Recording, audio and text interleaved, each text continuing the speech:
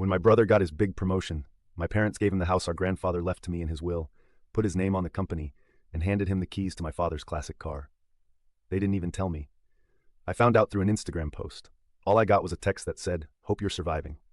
A week before the party, they finally called, not to invite me, but to demand $900 to at least contribute something for once.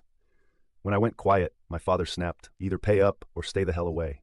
I still showed up. My mother pulled me aside, eyes cold. "Don't start one of your episodes. This night isn't about your failures." My father didn't even pretend to greet me. He just said loudly, "Some people peek at nothing and stay there." My brother smiled and said, "Guess they finally figured out who's worth betting on."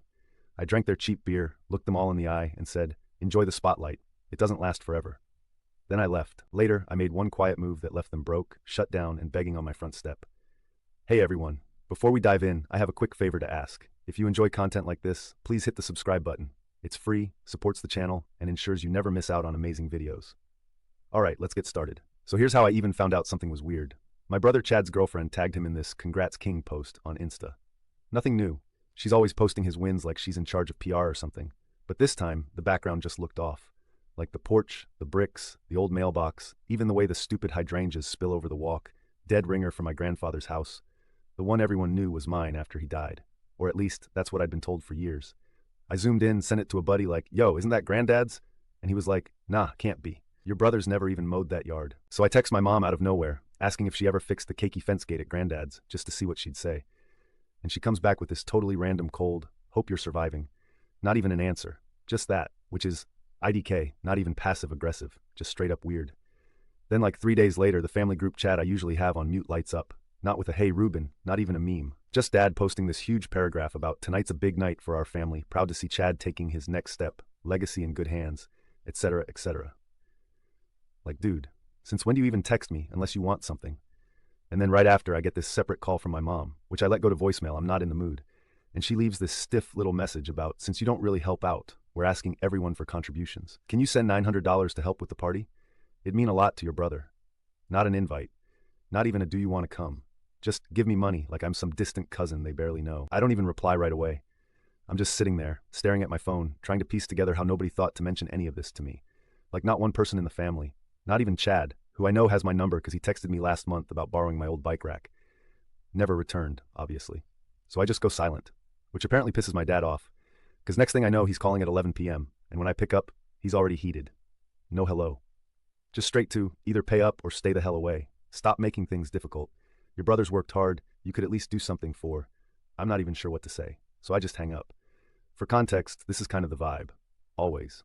Chad gets the golden boy treatment, always has. He's loud, charming, always on, always hustling. Even as a kid, he'd talk circles around teachers and get away with skipping homework because he's got big ideas. Me, I'm the one who gets called moody, stubborn, too quiet, too blunt, whatever. They act like everything I do is a phase or a problem to fix. It's been like that since forever. But this was a new low. Not just ignoring me, but actively cutting me out, then asking me to help pay for it. So I decide, screw it, I'm going. Not for them, for me. I want to see if they'll even look me in the eye. So the party's at the house. My house, I guess. I show up wearing jeans, because why try? And I barely get to the porch before my mom's there, blocking the door, arms folded. She pulls me aside, not even pretending to be happy to see me. "Don't start one of your episodes," she says. "This night isn't about your failures." Says it so quiet only I can hear, but sharp enough that I flinch inside. It's all people I barely know. My parents' church friends, Chad's old buddies, some weird mix of boomers and wannabe entrepreneurs. Nobody really says hi. My dad's standing by the kitchen, holding a beer, watching Chad give this dumb little speech about new beginnings and family tradition. Dad looks over at me, makes a show of it, and just says, "Some people peek at nothing and stay there." People laugh. Not even subtle. I'm standing there with a warm can of beer, trying not to lose it, and Chad comes up grinning, all teeth. "Guess they finally figured out who's worth betting on," he says. And he claps me on the back a little too hard. I just look at them. All of them. Nobody says anything. Nobody stands up for me. It's like I don't even exist. So I say, "Enjoy the spotlight. It doesn't last forever. Not loud, just enough." And I leave. As I'm walking out, I hear my dad slam the door behind me. Not a single person follows. I get in my car and just sit there, not really sure what to do. I check my phone. 2 unread messages from my mom. Both short, both cold. No apology. Just "Hope you're surviving." I don't respond. But I start thinking about the way everyone just went along with it, like it was normal. About the house, about what Granddad actually wrote in his will. I remember him saying, "You'll know when the time comes, Ruben. You're the only one who ever listened." I realize maybe I don't have to just sit here and take it. Maybe I can actually do something. So I start making a list. Not what I'm owed, what I'm going to take back. That's when things actually get interesting. Tabah, If anyone's still reading, yeah, there's more. And it gets a lot messier before it gets better. Angel. I sort of hope Chad reads this. He'll know what's coming. Update 1. Alright, so here's the update nobody in my life even asked for, but honestly I gotta get this out, because the more I looked into it, the weirder and dumber it got. If you read the first post, you know my family's been on there. Ruben is a problem, Chad is the future, BS forever. But even for them, this was on another level. The day after that party, if you want to call it that, I woke up on my couch, clothes still on, phone blowing up with dumb notifications from the family group chat. Not even about me, of course. Just a pic of Chad holding up the keys to his new house. Dad tagging him and saying, "You make us proud, son." Like, am I invisible? Like, deadass. Did they think I wouldn't see this? I let it ride for a couple days, played dumb, didn't reply, just watched how everyone acted like nothing happened. But I started poking around just because the whole thing made zero sense. Not even in a they hate me way, just the logistics. Like, how did Chad even get the house? Did Granddad not leave a will? Did my parents just decide they could do what they wanted? It started bugging me so much, I actually went into my old files box under my bed, not kidding, to see if I still had that copy of Granddad's will he gave me the year before he died. And yeah, I found it. Just a basic scan, but all neat and signed, with my name in black and white. The house addressed to Ruben. Nothing about Chad, nothing about shared. Nothing about at our discretion. Literally just my name. I sent a pic to my friend Emery. She's the only one in my circle who's seen my family up close. She knows what they're like. And she just said, you need to look at the title, not the will. So I started Googling like a maniac. I didn't want to ask my parents, because 1, they'd lie. 2, they'd spin it as, you're overreacting. And 3, I didn't need another lecture about how I never contribute. So I went online, found the county assessor's site, plugged in the address, and saw something that made me laugh out loud. The house was still listed under my grandfather's name. Not Chad, not my parents. Just sitting there in probate limbo, like they'd forgotten to even do the paperwork. I started piecing it together. Granddad dies, leaves house to me. My parents tell everyone it's for the family, but never actually transfer title. Then years later, they throw a party for Chad, act like he's the owner, but the legal side is still a mess. I texted Emery again, just said, is this normal? She said, not even a little. She told me to check for any transfer deeds or filings. So I drove to the damn county courthouse, like actually got in my car, parked in the stupid pay lot, waited in line the whole thing. Not a single person there smiled at me. I go up to the records desk, ask for anything on the property since Granddad died. Woman behind the glass gives me a look like I'm wasting her time, but she prints out a stack anyway. I take it to the little table by the window, start flipping through, and yeah, it's all there. So many missed steps. Nothing with my signature. There's this affidavit from my dad swearing all heirs have consented to closing the estate, which is a joke because nobody asked me and I was living in a different city at the time.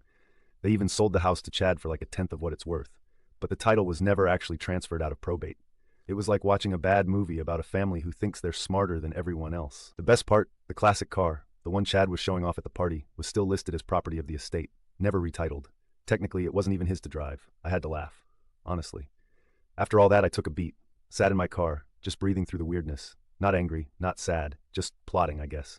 I texted my mom just to see what she'd say. I asked, hey, did anyone ever actually file probate stuff for Granddad's house? She replied, don't worry about it. Everything is handled. You should be happy for your brother. Like, that's a normal response. I didn't reply. I spent a couple days just gathering everything. Screenshots, emails, the will, the deeds, even copies of texts from my parents over the years promising I'd get what's owed. I even found an old email from my dad talking about getting the paperwork in order for the house, back when Chad was still pretending not to care about any of it. I showed all this to Emery. She's not a lawyer or anything, but she's got common sense, and she told me straight up, you have to do something, or they'll just keep walking all over you. Joel, that was all I needed to hear. So I started making calls, not to big firms or anything, just Googling for someone local who actually picks up the phone. Found this guy Malachi, older, quiet, kind of gruff, but he knew his stuff. I sent him everything. He called me back 2 days later, said, yeah, you have a case, big time. Said he'd seen this before. Families thinking they can just handle it themselves and cut people out. I asked what it would take. He said, patience. So I got him everything I had. Meanwhile, my family kept acting like nothing was wrong. Chad posted a story of himself in his new office, standing by the classic car, talking about family legacy. My mom sent a group text about proud to see our boys succeed together, like I wasn't even in the picture. Nobody mentioned my silence, or that I hadn't sent a dime for the party. I think they thought I'd just go away. But honestly, I was done being quiet. I spent a weekend printing out every single document, putting them in a binder, color-coded tabs and all. I even labeled the sections, just to be petty. I started checking the business filings too, because I kept hearing that Chad was expanding and investing in the future. Sure enough, I find out there's a loan listed against the house address. He's using the property as collateral, and it's not even his. That's when it really hit me. This wasn't just about family drama or old grudges. They needed the house to keep the whole thing afloat. I made a call to Malachi, told him everything I'd found, He just said, "Good work, let's get started." And then he asked if I wanted to go nuclear or play nice. I told him, I want them to feel it, every single inch. The next week, I didn't say a word to anyone in the family. I let Chad keep posting, let my parents keep bragging, let everyone keep pretending like I wasn't even alive. But inside, I was already moving pieces. Malachi filed the first papers, petition to reopen probate, notice of disputed assets, the whole deal. I didn't tell anyone, I just waited. The only weird part was the silence. My mom, who calls about dumb stuff all the time, suddenly stopped texting. Dad didn't send his usual passive-aggressive reminders for family dinners. Chad didn't even try to gloat. I guess they figured I was sulking, or maybe they thought they'd finally broken me. But what they didn't know is I was just getting started. Last thing I did before shutting my phone off for the night, I sent Emery a pic of the binder, just the cover. Her reply, "Hit them where it hurts." I plan to. And yeah, it's about to get very real for them. Update 2. So it's wild how fast people's energy changes when you stop rolling over in gel. I was expecting the silent treatment, or maybe some weak apology texts. What I got instead was a total 180. But only after I made my move. The shift started small, like Chad's post suddenly going from family legacy humble brags to just him and his buddies at bars again. Nothing about the house, nothing about the car. It was almost funny, like he was hiding. But honestly, I figured they were just busy with their own drama. Then I started getting weird calls, unknown numbers, no voicemail. Then my old man tried calling late at night, which never happens unless he's in trouble or wants to dump something on me. I ignored them all. Let it pile up. Figured it was just nerves. Maybe they'd finally looked at their mail and saw the legal stuff Malachi sent. I told him to send everything certified, signature required. Yeah, felt a little petty. But after what they pulled, tell me I'm wrong. Didn't take long for the real fallout to start. I get a text from Emery. She's like, "Did you see the county notice about your granddad's house?" Apparently, she'd heard from a neighbor who was all weirded out that a legal dispute was now attached to the property, like a giant red flag for anyone thinking about buying or renting. I checked the county portal and sure enough, there it was. Lis pendens. Property tied up. Can't be sold or borrowed against. I didn't even have to lift a finger after Malachi filed it, but damn if it didn't feel good to see. The next week I get a knock at my door.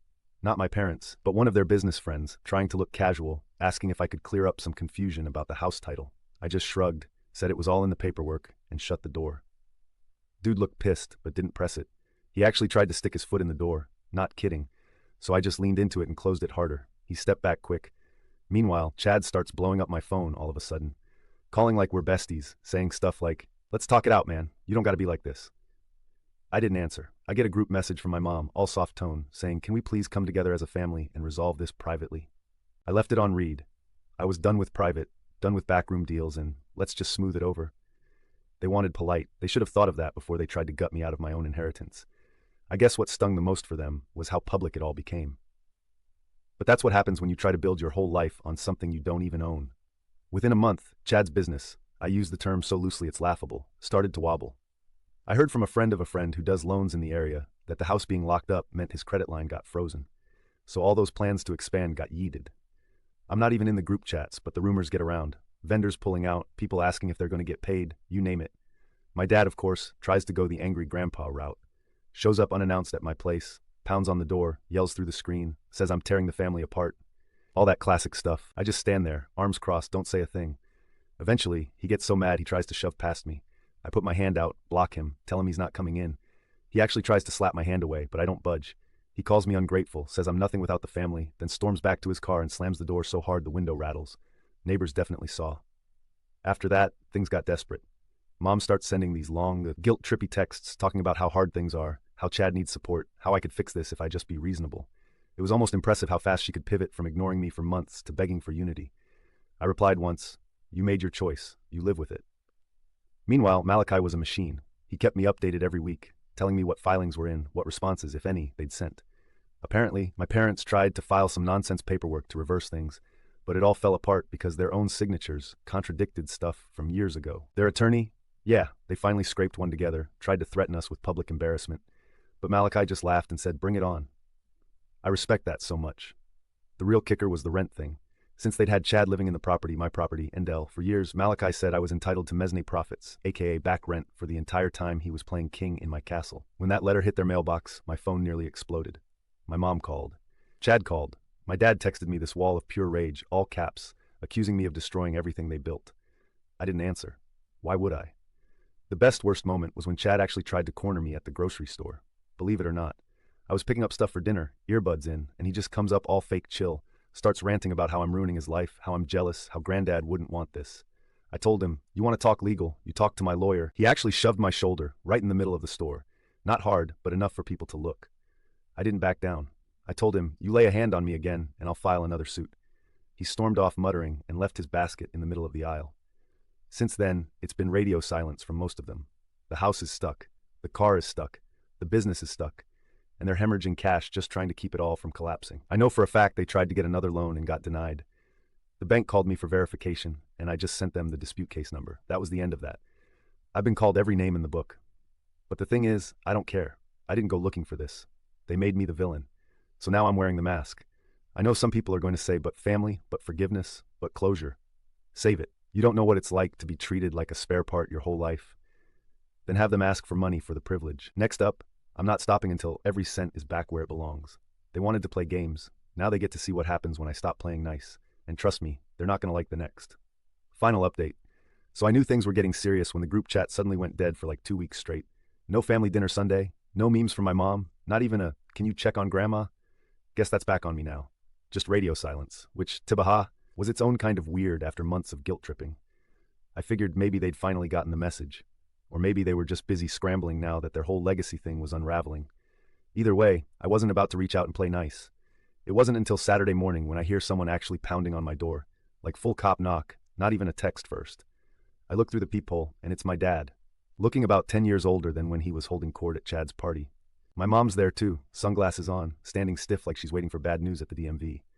And Chad, of course, standing behind them, arms crossed and jaw twitching like he's chewing glass. I'll be honest, I almost didn't open the door, but I figured, nah, let's get this over with. So I open up, block the entrance with my body, and just wait. They all kind of try to talk at once, my mom going straight to pleading, Chad jumping in with what sounds like a threat but gets cut off by my dad, who finally just says, "You win. Okay, you win." They're not there to apologize. They're there because Malachi's last letter finally landed, final notice. Time to pay up or the court's coming for everything. Plus the bank called their bluff and froze Chad's line of credit, and the car is officially off the insurance because it's not legally his. Their business friend bailed when the house got flagged as disputed property. It's like dominoes falling. And now they're desperate. My mom tries to push past me into the apartment, actually tries to grab my arm. I pull away. She snaps at me not to cause a scene. Chad tells me I'm being a baby, that I should just take the money and let them move on. My dad just stands there, arms shaking, staring at the floor. So I tell them flat out, I want the house, I want the car, I want back rent for every single month Chad lived there like he owned the place, and I want it in writing, with every signature. Today. Either that or I keep dragging this through court, and they can explain to everyone why they lost everything over some episode I apparently started. I say it in the quietest voice I've used in months. My dad actually tries to argue. He gets loud, starts blaming me for tearing the family apart, starts listing everything he's done for me, like the time he lent me money for books in college. I paid that back, but whatever. He puts his hand on my shoulder, squeezes, not gentle. And when I shrug him off, he shoves me back a step. Chad moves like he's about to get involved, but I just stare him down, and he doesn't do anything. My mom's crying by now, real loud, but I don't move. I tell them again, this is your only shot. You sign or you get nothing. And yeah, there's a real moment where it looks like my dad's gonna just walk. He's shaking, but I hold the line. Finally he says, fine, we'll sign, but you'll regret this. I hand them the paperwork Malachi sent me, already filled out. I make them sign right there in the hallway. Chad tries to argue about the car, says he put work into it, but I just say, doesn't matter, it was never yours. He slams his fist into the doorframe, hard enough to leave a mark, then storms off to the car. My mom's hand is shaking so bad she nearly drops the pen, but she signs too. My dad signs last, throws the pen at my feet and says, I'll never be part of this family again. I tell him, that's fine by me. So that's it. I got the house. I got the car. Malachi filed the final paperwork, and the bank sent me the check for the back rent, minus his cut, which I paid gladly. Chad's business is dead in the water without the property to back it. My parents are selling their place to pay off what they owe, and I haven't heard a word from any of them since. The group chat is still dead. I left it on mute. I know some people will say I took it too far, but honestly, I did what I had to. You can only get slapped in the face so many times before you start hitting back. They wanted me gone. Now they know what it actually feels like to lose. I'm not proud, but I'm not sorry either. I guess this is the part where I'm supposed to say I found closure or whatever. But nah, I got what was mine, and I'm not looking back. If you got family that tries to play you, don't let them. Receipts win every time. And if you're reading this, Chad, enjoy the bus rides. That's all I got.